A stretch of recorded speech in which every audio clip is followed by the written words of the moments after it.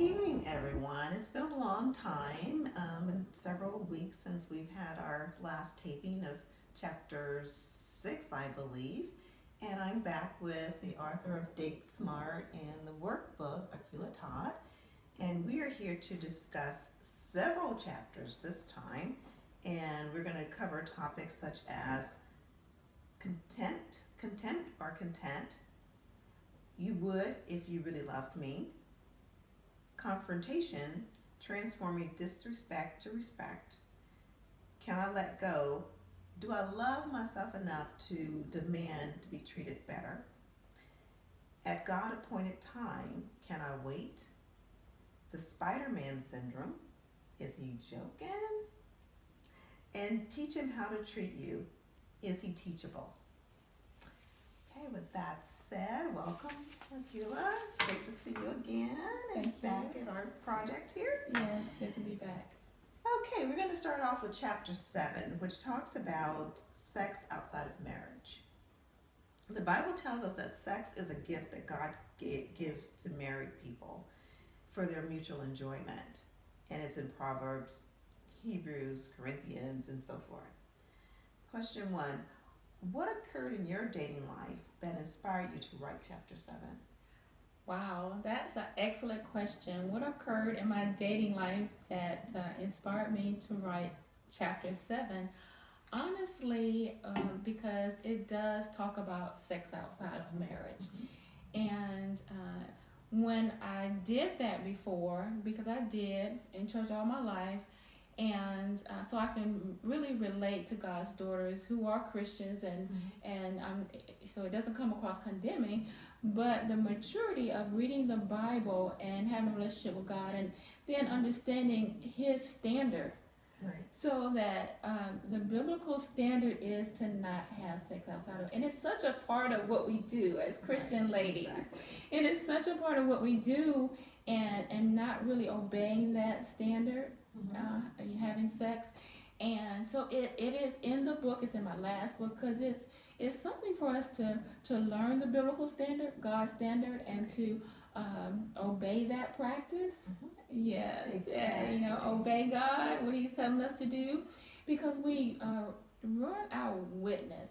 How is it I'm going to say follow Jesus Christ and I'm not doing it myself? How am I going to tell someone else to come to God and obey Him, or teach something, and I'm not doing it myself? Exactly. That's so hypocritical. So I had to get it right before I could be God's spokesperson and cheerleader of the Bible and those principles. So to learn that standard, to share that standard, and we honor God when we obey Him, and He honors us because we obey Him. There's so many good things. We get to know a person. We're protected from the predators. Good reasons for not having sex and you're not married. So that leads to question 2.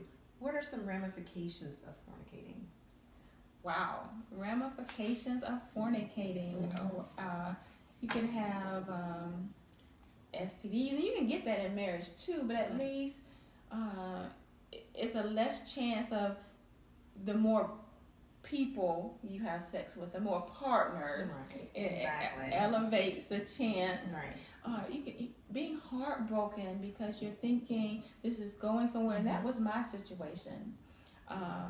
I thought this dating relationship was going to lead to marriage, and it didn't. Yes. And I was heartbroken, and so that really began the process of growing mature and learning how God was protecting me and sharing that protective spiritual wisdom and spiritual walk. So many different benefits and harms too. Harms for doing it the wrong way. Right. So what are some practical ways one can abstain from fornicating, and what are some of the benefits? Okay, so ways of abstaining. One is to see men as brothers and getting to know them instead of, oh, that's going to be my husband. Oh, that's going to be my mate. We're going to be together forever. But to start off seeing him as a brother in Christ. Getting to know him. Getting to know him. How does he talk to you? How does he act when he's mad? How do y'all resolve issues? What does he want to be 5 years from now? What are his money saving tips? When you get to know a person, because so often we get to know them sexually, and then we wake up and like, I really don't like him. I really can't stand him. You know, I should have known that about him before. Exactly. And You're you know, gonna get to know him. and then you have a child maybe that you know you got this connection with somebody you really don't like and can't stand. Exactly. So, but the blessings of and the way to do it is, I love the idea of when you don't have sex, you think of so many other activities to do. Right. You become creative then. Right. You have to. You have to become creative. Right. And so we're not going to have sex. So what else can we do? The possibilities of enjoyment though are endless once you start thinking and developing and being creative in your relationship. That creativity of those different avenues of enjoyment can sustain our marriage so much more instead of a marriage that is based on good sex and pretty much that's it.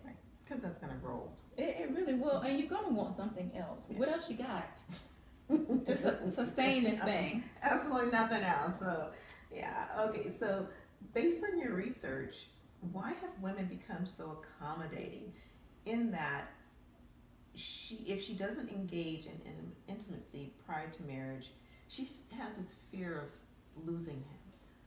I think that's just the nature of the world we live in. Who says don't have sex? What friend has ever said that to you?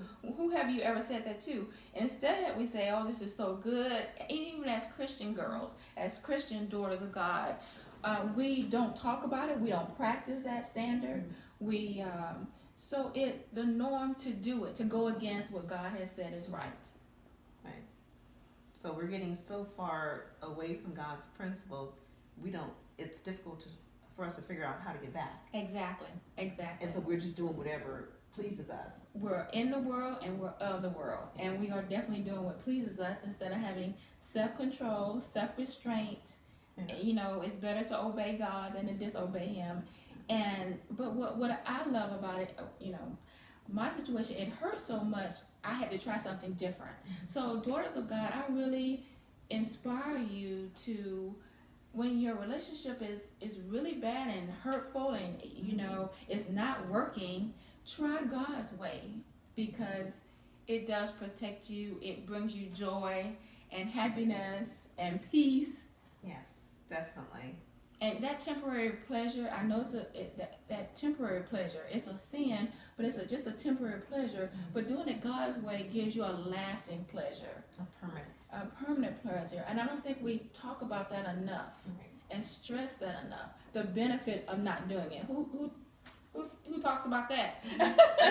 Yes. No one. You don't hear it talked about. Don't hear it. Very often. I mean, you hear the preachers preach about it, but how often do, like you said, you have your girlfriends and we have our girls' night out. How often do we, advocate abstinence to them? And they look at us like, yeah. Exactly. And as daughters of God who are Christians, it shouldn't be that foreign for us to talk about it. Right. And celebrate each year that we're living right.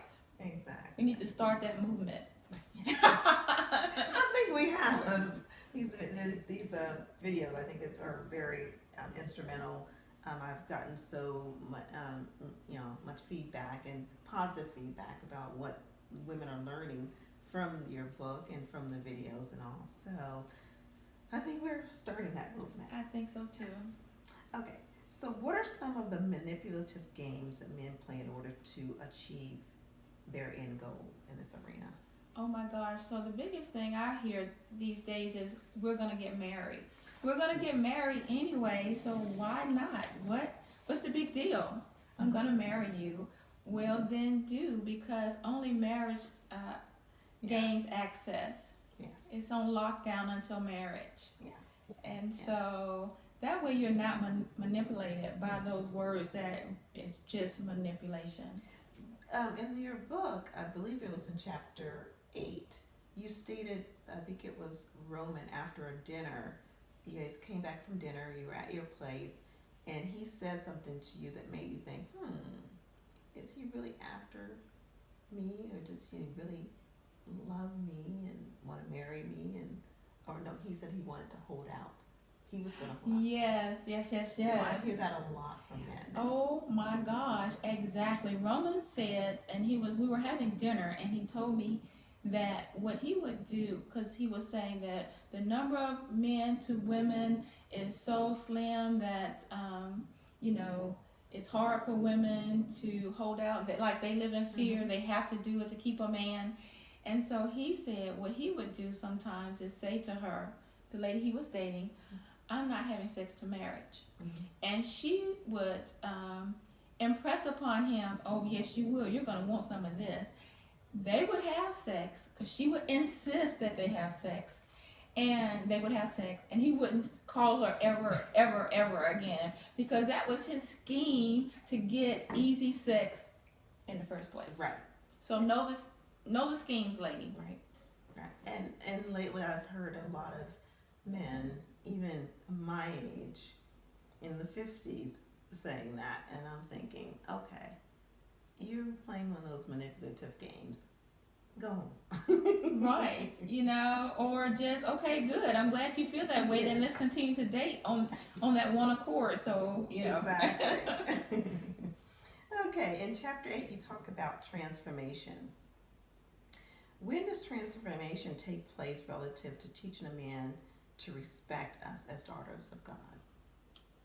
Wow, the idea of respect is something we have got to impress. And first of all, know that we deserve respect.